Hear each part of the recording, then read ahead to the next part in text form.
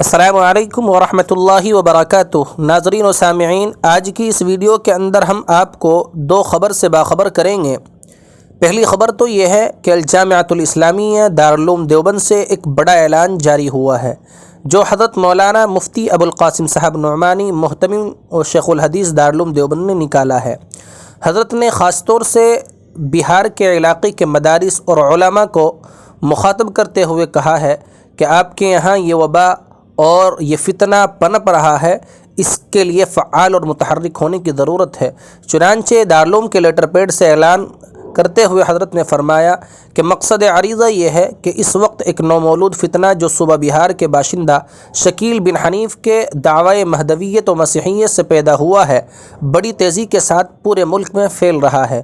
چونکہ شکیل بن حنیف صوبہ بہار کا باشندہ ہے، اس لیے نہ صرف بہار میں بلکہ ملک کے طول و عرض میں جہاں جہاں بہاری مسلمان تلاش معاش میں مقیم ہیں، ان کے درمیان بھی شکیلیت پھیلتی جا رہی ہے۔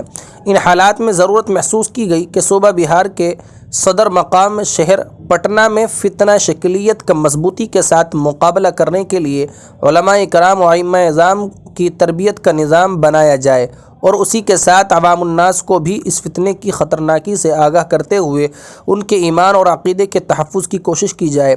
اس سلسلے میں 19 دسمبر 2024 بروز جمعرات رابطہ مدارس اسلامیہ عربیہ بہار کے بینر تلے جامعہ مدنیہ سبل پور پٹنہ میں ایک تربیتی و مشاورتی اجلاس منعقد ہو رہا ہے۔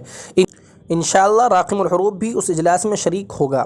آپ حضرات سے گزارش ہے کہ موضوع کی اہمیت کے پیش نظر آپ اپنی شرکت کو یقینی بنائیں اور اپنے ادارے کے فکر مند اور فعال اساتذہ کو بھی ساتھ لائیں۔ اللہ تعالیٰ محنت کو بارآور بنائیں اور اپنی نصرت شامل حال فرمائیں۔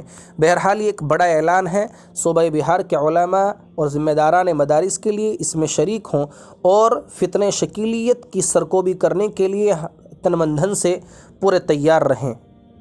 دوسری خبر حضرت مولانا سید ابوالحسن علی حسنی ندوی رحمۃ اللہ علیہ کے ملفوظ سے آگاہ کرنا ہے، جو یقیناً سننے کے قابل بھی ہے اور عمل کرنے کے لائق بھی ہے۔